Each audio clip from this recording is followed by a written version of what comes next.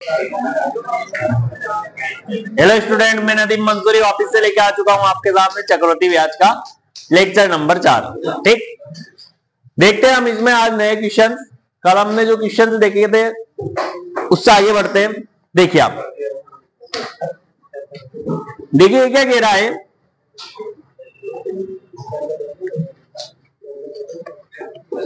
कितने प्रतिशत चक्रवृद्धि ब्याज की दर से, क्वेश्चन क्या है, कितने प्रतिशत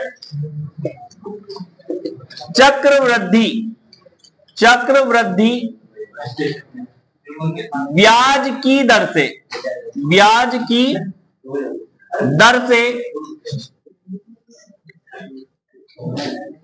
800 रुपए का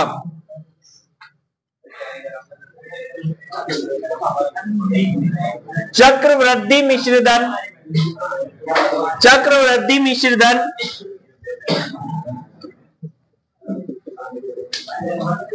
926.1 रुपए हो जाएगा।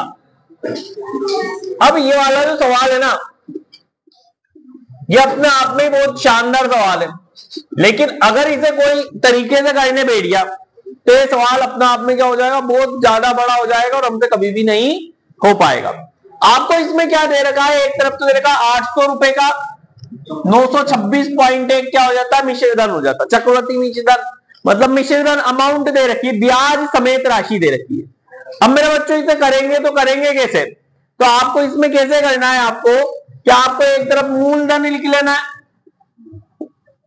और एक तरफ क्या लिख देनी है, मिश्रधन लिख देना। आपने 800 रुपए लिखे, मिश्रधन कितना है 926.1। आप इस तरीके से करोगे तो ये सवाल हो जाएगा, वरना नहीं हो पाएगा। आपको करना इसी तरीके से, इसका पॉइंट हटेगा तो पटा में 10 जाएगा, इधर एक जीरो लगा, ठीक, 3 जीरो है और ये 8 है। मुझे लग रहा है कि यार ये 8 किसी का घनमूल होता है। क्या होता है, 8 घनमूल होता है। और 8 किसका घनमूल होता है, 8 जो घनमूल होता है वो 20 का घनमूल होगा। तो 2 2 2 तो हो ही गया, 2 को 3 बार गुणा करेंगे तो क्या आ जाएगा, 8 आ जाएगा और 3 जीरो की 1 जीरो बन जाएगी। मतलब ये किसका घनमूल है, 20 का घनमूल कितना है, 8000। अब ये एक पीछे दिख रहा है तो घनमूल निकालने की ट्रिक कैसे निकालते हैं अपन, कि 3 3 के जोड़े बनाते हैं, आपको आता होगा। या 9 है तो 9 किसके घनमूल से छोटा होता है, तो 2 के घनमूल से छोटा होता है, 2 क्यूब, है ना, मुझे पता पड़ गया है। और 1 किसके घनमूल के आगे आता है, तो 1 का क्यूब 1 होता है, मतलब ये 21 का है। मतलब मेरे 20 रुपए जो है वो 21 रुपए हो जाएंगे। अगर आपको ये स्टेप आ जाती है तो आप इस सवाल को करके आ पाओगे, वरना नहीं करके आ पाओगे। ठीक, आप जो भी दिमाग था, चक्रवृद्धि ब्याज में यदि आपको मूलधन और मिश्रधन दे देता है एक साथ में, तो आपसे क्या पूछेगा वो, हमेशा आपसे इसमें दर पूछी जाएगी। क्या पूछी जाएगी, दर। अगर आपसे समय भी पूछ रहा है तो समय 3 वर्ष निकल गया, क्योंकि ये 3 का ये क्या घनमूल है। अगर यहाँ पर 2 स्क्वायर रहता है, जैसे कि यहाँ पर 400 होता तो हम स्क्वायर मान लेते, उसे क्या मान लेते, स्क्वायर, मतलब 2 वर्ष से समय, 2 वर्ष में इतना धन हो गया। समझ में आ रही है क्या आपके बात। तो मेरे 20 रुपए कितने हो गए, 21। कितने का ब्याज मिला मुझे, 1 रुपए ब्याज मिला। कितने पे मिला, 20 बार। तो 20 रुपए में मुझे 1 रुपए ब्याज मिला। इसका परसेंटेज निकालूंगा तो 20 पंजो 100, तो मेरा आंसर कितना आ गया, 5%। कितना आ गया, 5%। ये कब काम करेगा ये वाला फॉर्मूला, जब आपको एक तरफ मूलधन देके रखा हो, एक तरफ का देके रखा हो, मिश्रधन देके रखा हो। मूलधन और मिश्रधन होगा तभी ये फॉर्मूला काम करेगा, वरना नहीं करेगा। तरीका तो इसका बहुत ज्यादा बड़ा है, तरीका तो हमें करना ही नहीं है। ठीक है, लिख लीजिए आप। कोई धन चक्रवृद्धि ब्याज से 5 वर्ष में 256 व 7 वर्ष में 324 रुपए हो जाता है। 324 रुपए हो जाता है। तो 6 वर्ष में धन ज्ञात करो। तो 6 वर्ष में कितना धन ज्ञात। अब ये जो धन दे रखा ना बेटा, ये धन कौन सा है? मिश्र धन। ये 256 हो गया, तो उसमें ब्याज जोड़ के ही तो बता रहा हूं, है ना। तो आप मेरे बच्चों ये देखो, ये सवाल होगा तो कैसे होगा। हमें दिख रहा है कि एक धन तो दे रखा है 256, एक धन दे रखा है मुझे 324, और ये 2 वर्ष में बढ़ रहा है। इनके बीच में डिफरेंस जो है वो एक तो 5 वर्ष में, एक 7 वर्ष में, मतलब इनमें जो अंतर है वो 2 वर्षों का है। मतलब यहां पर मुझे क्या निकालना है? वर्गमूल निकालना है कि घनमूल निकालना है? घनमूल निकालना। अरे 2 घात है, 2 वर्ष तो क्या निकलेगा? वर्गमूल। 3 वर्ष का अंतर होता तो क्या निकलता? घनमूल। वैसे भी हम लगा सकते हैं कि यार 256 जो है ना, ये यार किसी ना किसी का घनमूल है क्या? नहीं है। किसी का वर्गमूल है क्या? अब जिससे पढ़ रखा है उसे तो दिख रहा है 16 का वर्गमूल है। 15 का कितना होता है? 225, 16 का 17 का 289, 18 का 324। तो ये जो वर्गमूल है 256 का है, ठीक है ना, और ये 324 का वर्गमूल है। ठीक, 256 का वर्गमूल कितना निकलता है? 16। 324 का कितना निकलेगा? 18। ये दोनों आपस में कैंसिल भी हो रहे हैं, तो हम इसे क्या कर सकते हैं? कैंसिल कर लेंगे। 2 8 16, 2 18, ये दोनों कैंसिल हो गए। ठीक, अब आप ये देखो, क्या मेरा जो धन है 8 रुपए में कितना हो रहा है? 9 रुपए। एक वर्ष में तो मैं यहां से दर निकाल सकता हूं, निकाल सकता हूं, निकाल सकता हूं। तो दर परसेंट निकालनी है मुझे। दर परसेंट कैसे निकालूंगा? कि मुझे 1 रुपए ब्याज मिल रहा है, कितने पे मिल रहा है? 8 रुपए पे। इंटू में मैं 100 लगाऊंगा। मुझे याद है 1/8 की वैल्यू कितनी होती है? 12.5%। कितनी होती है? 12.5%। तो मेरे कितना लिख दिया मैंने? 12.5%। अब मेरे बच्चों ये अपन को समझ में आ गया कि हमारे दर कितनी है? 12.5%। अभी तक तो उसने मेरे से तो ये पूछा था कि 6 वर्ष में धन कितना होता है, तो इस 256 रुपए पे जो ब्याज मिलेगा वही कितना हो जाएगा? ठीक है ना।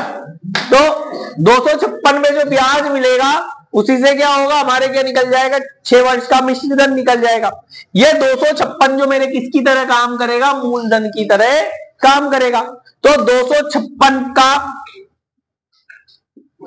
12.5% निकालना है मुझे।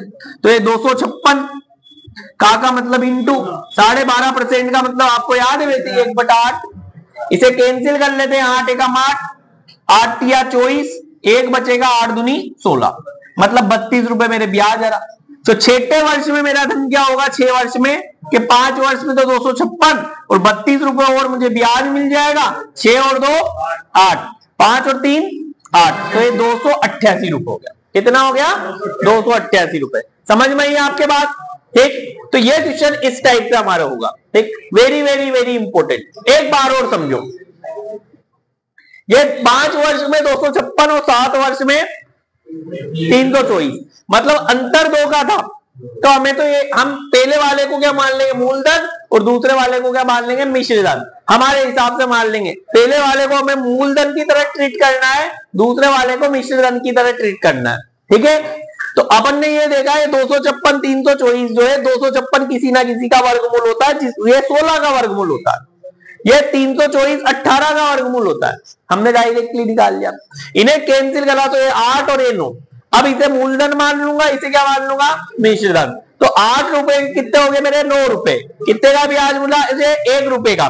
तो 1 रुपए का ब्याज किस पे मिला? 8 रुपए पर। इंटू में 100 लगाएंगे तो कितना आ जाएगा? 12.5%। अब देखो 12.5%, 256 का 12.5% निकाला मैंने, तो कितने रुपए निकला मेरे? 32 रुपए। इसे मेरे मूलधन में जोड़ लूंगा, तो 256 में मैंने 32 जोड़ा तो कितना आ गया? 280। समझ में आ गई आपके बात? ठीक है, उतार लो इस सवाल।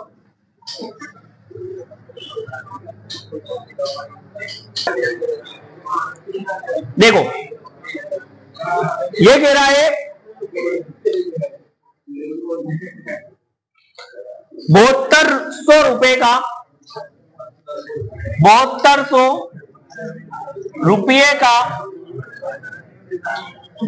16.2/3% की दर से, 16.2/3% की दर से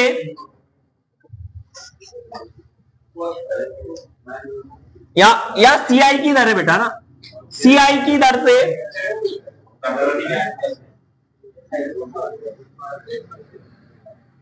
1.5 वर्ष का वार्षिक ब्याज ज्ञात करो।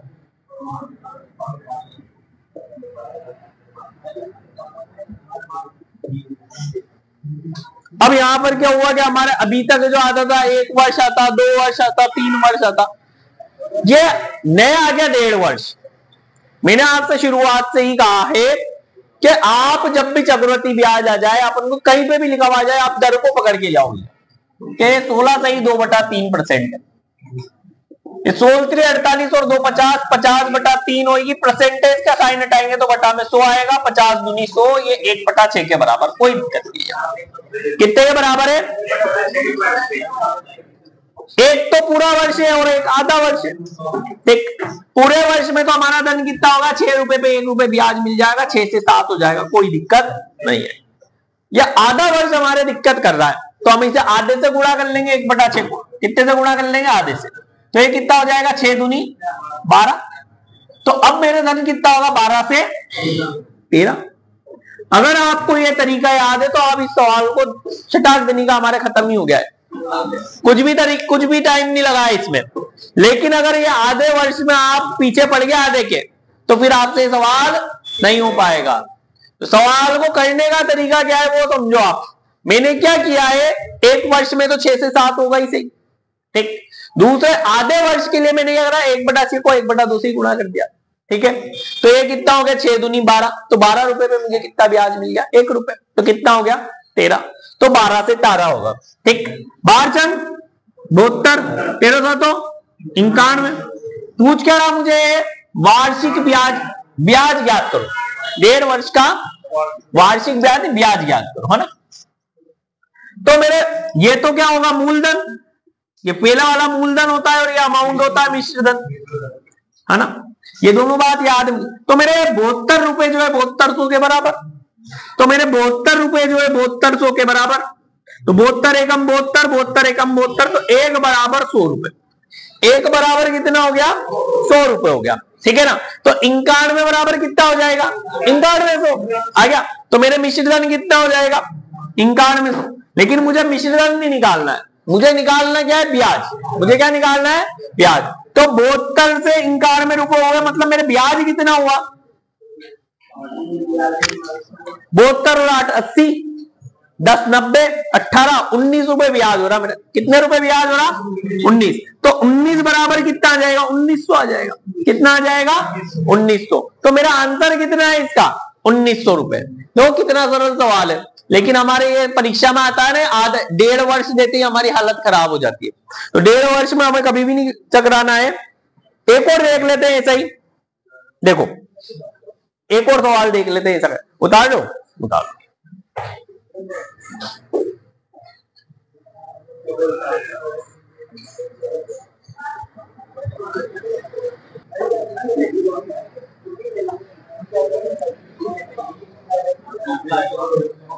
ये क्या कह रहा? 8640 रुपए की राशि, 8640 रुपए, ठीक,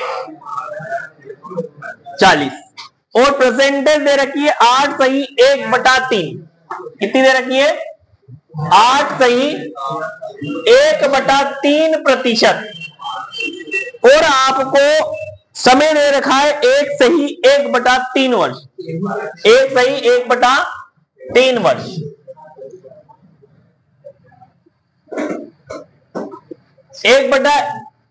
1 सही 1/3 वर्ष में ब्याज ज्ञात करना आपको। ठीक, कुछ भी नहीं है, वैसा वैसा ही सवाल है। अगर आप इसे तरीके से करोगे, तरीका तो आपका बहुत खतरनाक हो जाएगा। इसी तरीके से कभी भी नहीं करना। परसेंटेज को पकड़ो जल्दी से। ये नहीं परसेंटेज। 8 सही 1/3% है, तो 8 या 24 और 1 25, 25/3 आ गया। ये परसेंटेज का साइन हटेगा तो बटा में 100 आएगा। 25 से कम 25 और 25 चौक 100, तो ये 4 3 12, ये 1/12 हो। पहले साल में तो कोई दिक्कत नहीं है, एक तो पूरा ही साल है। तो ये 12 से कितनी हो जाएगी? 13 हो जाएंगे। 1 रुपया ब्याज मिल गया। लेकिन अगला तो पूरा साल नहीं है, कितना साल है? 1/3। तो इसका भी कितना करना पड़ेगा मुझे बेटा, मुझे 1/3। तो ये कितना हो जाएगा, 12×3 = 36 हो जाएगा। तो मेरा धन पे 36 पे एक ब्याज मिलेगा, मतलब 36 से कितना होगा, 37। ठीक है, 36 का कितना होगा, 37। इसे मल्टीप्लाई कर लो, 12 को 36 से गुणा करेंगे, करो गुणा, 12 छंग 72, 72 का 12 छंग 72 का 2 हासिल लगे 7, 12 36 और 7 कितने हुए, 43, 432 कितना हुए, 432। अब हमारे 432 इसे भी गुणा करो, 13 7 91 का 1 हासिल लगे 9, 33 39 और 9 48, 481। ठीक, ब्याज कितना निकल रहा हमारे इसमें बताओ, 432, 4 जोड़ेंगे तो 40, सॉरी 8 जोड़ेंगे तो 40, 8 और 40 40 और 40 कितने होंगे, 49 हो रहे। कितना ब्याज है, 49। अब मेरे बच्चों इधर समझो कि 432 तो मेरे क्या है, ये तो मूलधन और ये क्या है, मिश्रधन। लेकिन मुझे तो धन दे रखा 8,640 रुपए, तो मेरे 432 जो है 8,640 रुपए के बराबर। 432 से कम 432, 432 गुना 864, इतना ही होगा 20। तो 1 = 20 रुपए, 1 = 20 रुपए। अरे 400 गुना 800 होते हैं तो ये कटेगा ही सही, वो हमेशा ऐसी रहेगा राशि आपके जो कटेगा। ये प्रीवियस ईयर ही क्वेश्चन है। 4,000 को 8 को 32 गुना 64, तो 432 गुना 8 को 64, कोई नया नहीं है। ठीक, हमेशा कटने वाला ही। तो 1 = 20 रुपए आ गया। तो मेरे ब्याज कितना है, 49। तो 49 बराबर कितना आ जाएगा, 49 बराबर आ जाएगा 49 × 20, 49 गुना 98, 980 रुपए गया। कितना आ गया, 980 रुपए। लिख लो बेटा। देखो देखो यह वाला क्वेश्चन देखो आप कि 2 वर्ष का 10% की दर से साधारण ब्याज, कौन सा ब्याज, साधारण ब्याज 200 रुपए है, तो चक्रवृद्धि ब्याज ज्ञात करो। चक्रवृद्धि ब्याज ज्ञात करो, यह हमसे पूछ लिया। ठीक है, अब ये क्वेश्चन जब भी हमसे पूछेगा तो हम क्या कंफ्यूज नहीं होना है, बिल्कुल भी आसानी से करके आ जाएंगे इसे। ये साधारण ब्याज 200 रुपए है 2 वर्ष में, तो पहले वर्ष में भी 100 रुपए मिला होगा और दूसरे वर्ष में भी 100 रुपए मिला होगा। ठीक, यह वाला क्वेश्चन हमें आता है बहुत अच्छे से कि पहले वर्ष में भी 100 और दूसरे वर्ष में भी 100। अब पहले वर्ष में जो 100 रुपए जो मुझे ब्याज मिला था उसका भी मैं उसे भी किस पे दे दूंगा, ब्याज पर दे दूंगा। तो मेरे कौन सा ब्याज बच जाएगा, चक्रवृद्धि। तो आपके पास में कितना परसेंट है, ये 100 रुपए था। ठीक, तो ये 100 रुपए जो आपके पास में ब्याज था इसे आपने 10% पे दे दिया, तो 100 का 10% यहाँ पे आ जाएगा, 10/100, 100 तो आपके चक्रवृद्धि ब्याज कितना बन गया, साधारण ब्याज तो कितना था 200 रुपए, 10 रुपए एक्स्ट्रा आ गए, तो चक्रवृद्धि ब्याज कितना हो गया 210 रुपए। ऐसे ही करते हैं वाला क्वेश्चन। ठीक, लेकिन हमें इस टाइप से ना देके वो थोड़ी सी टाइप अलग कर देता, वो चक्रवृद्धि ब्याज दे देता, तो फिर आप साधारण ब्याज कैसे ज्ञात करते हैं, वो हमारे लिए क्या है, वही तो दिक्कत है, वही तो हमें समझना है। इसको मैंने एक तरीके से और बताया था कि ये तो एक तरीका है बेटा, एक और तरीका ये भी है क्या आप चक्रवृद्धि ब्याज हमारे क्वेश्चन में आ गया तो 10% को पकड़ लो। 10% का मतलब कितना होता है, 1/10 होता है। 2 साल में कितना हो जाएगा, 1/20 हो जाएगा। ये 10 का कितना हो जाएगा, 20। ब्याज कितना हो जाएगा, साधारण ब्याज 20। तो साधारण ब्याज तो 2 वर्ष में कितना हुआ, 20, और चक्रवृद्धि ब्याज कितना होगा, 21। साधारण ब्याज कितना होगा, 20, चक्रवृद्धि ब्याज कितना होगा, 21। तो मेरे साधारण ब्याज 20 रुपए, चक्रवृद्धि ब्याज 21 रुपए।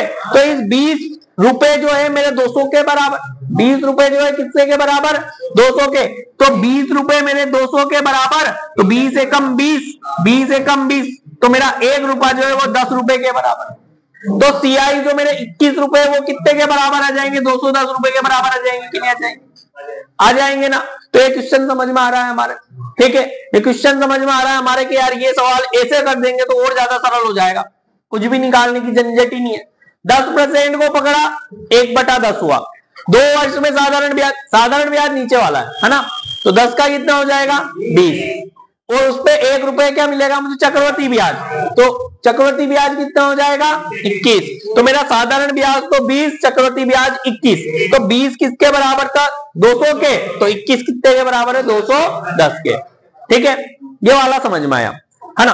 अब इसका क्या दिया हमें, थोड़ा सा उल्टा दे देता है क्वेश्चन, और वो क्वेश्चन हम करने की कोशिश करते हैं कि यार ये कैसे होगा।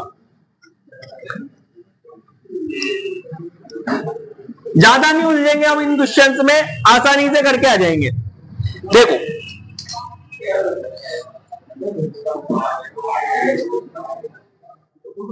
ये कह रहा है किसी राशि पर 21% की दर से 2 वर्षों का चक्रवृद्धि ब्याज, किसी राशि पर 21% की दर से 21% की दर से चक्रवृद्धि ब्याज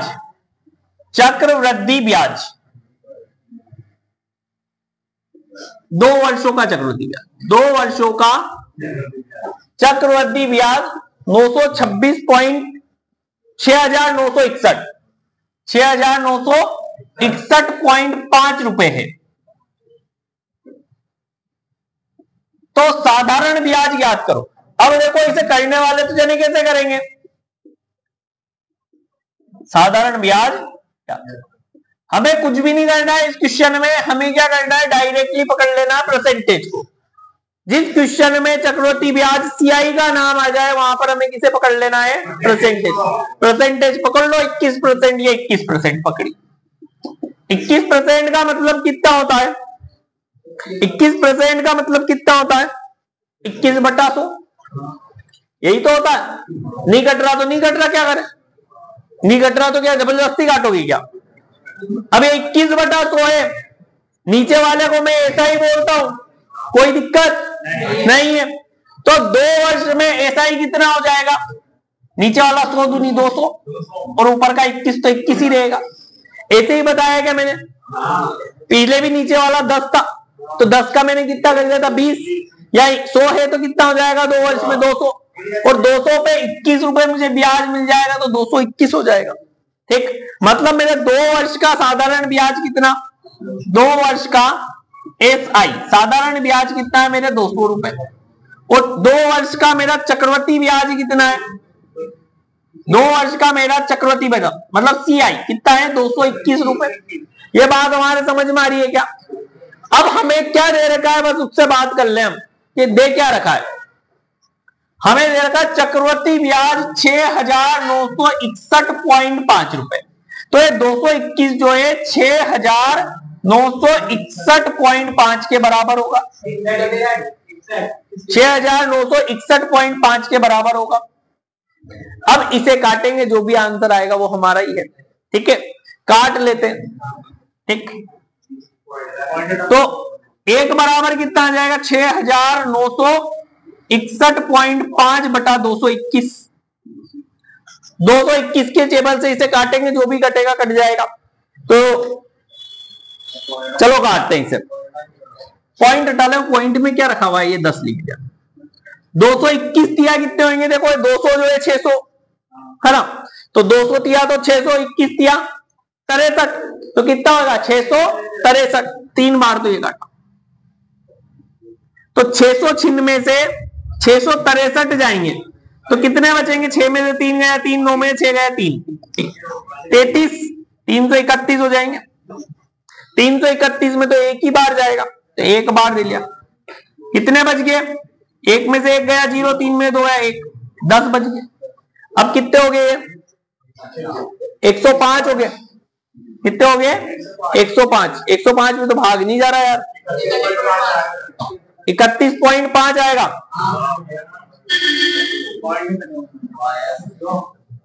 तुमने काट दिया, चलो ठीक है 31.5 मान लिया, 10 हटा देते, चलो हटाओ इसे। 31.5 है जो भी काटा आपने, ठीक है। तो एसआई कितना होगा, एसआई तो 200 था, तो 200 बराबर 31.5 को 200 से गुणा कर लेंगे। ये भी गुणा कर लिया होगा आपने, तो 0 से 0 कट गया, 20 को गुणा कर लेंगे इससे 315 से। 315 दूना कितना आएगा, 630। 630 और ये 0, 6300 रुपए आ जाएगा हमारे ब्याज। कितना आ जाएगा, 6300 रुपए। आगे क्या है सवाल समझ, इतना था, कुछ भी नहीं था ना। बस अगर हमें ये ट्रिक याद है तो हम कर लेंगे, अगर ये ट्रिक याद नहीं है तो नहीं कर पाओगे। तो ट्रिकों का ही खेल रहेगा जो भी रहेगा एग्जाम, ठीक है। ठीक है, कल मिलते हैं फिर।